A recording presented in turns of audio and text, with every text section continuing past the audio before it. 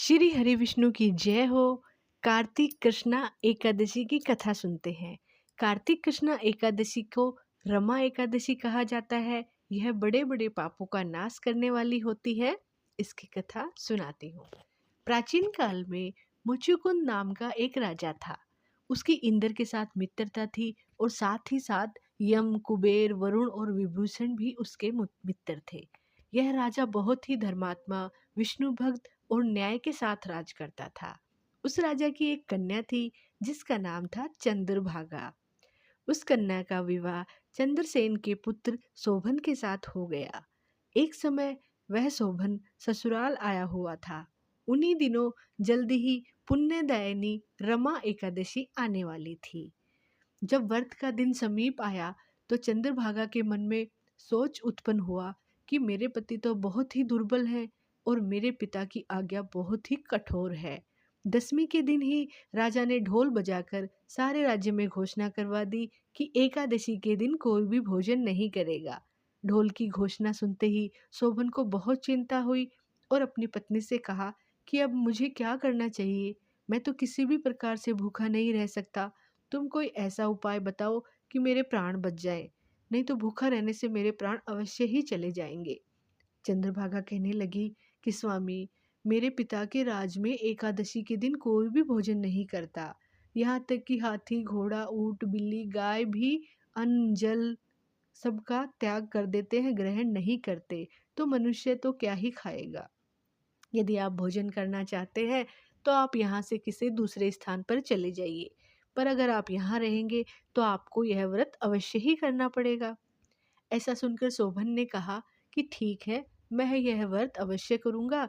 जो भाग्य में होगा वह देखा जाएगा। इस प्रकार से विचार करके शोभन ने व्रत रख लिया और वह भूख और प्यास से बहुत ही पीड़ित होने लगा। जब सूर्य नारायण अस्त हो गए, रात्रि को जागरण का समय आया तो शोभन के लिए बहुत ही दुखदायी हुआ। सुबह होते होते शोभन के प्राण निकल गए। तब राजा ने सुगंधित काष्ठ से उसका दाह संस्कार कराया, परंतु चंद्रभागा ने अपने पिता की आज्ञा से अपने शरीर का दाह नहीं किया और शोभन की अंत्येष्टि क्रिया के बाद वो अपने पिता के घर में ही रहने लगी।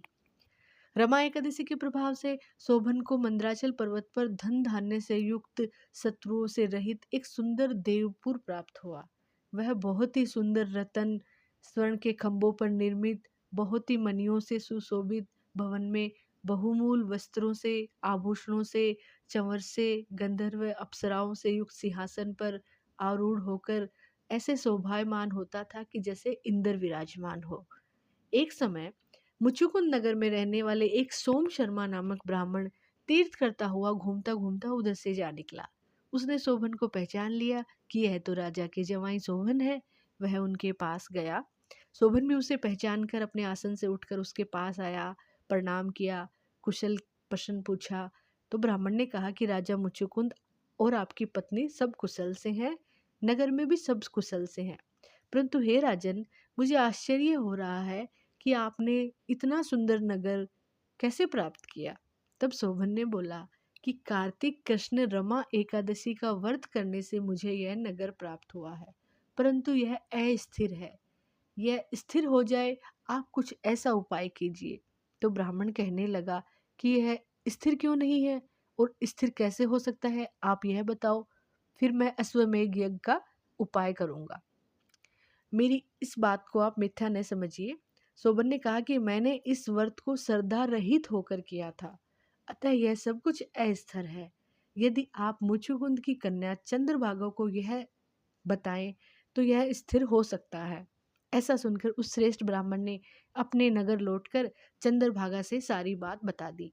ब्राह्मण के वचन सुनकर चंद्रभागा बहुत प्रसन्न हुई और ब्राह्मण से कहने लगी कि हे ब्राह्मण, यह सब आप बातें आपने स्वयं ने देखी हैं, प्रत्यक्ष देखी हैं, या आप सपने की बातें कर रहे हो। तो ब्राह्मण ने कहा कि हे पुत्री, मैंने महावन में तुम्हारे पति को प्रत्यक्ष देखा है, साथ ही किसी से विजय न हो ऐसा देवताओं के नगर के समान उसका नगर भी देखा है। उन्होंने यह भी कहा है कि यह स्थिर नहीं है, जिस प्रकार वह स्थिर रह सके ऐसा उपाय कीजिए।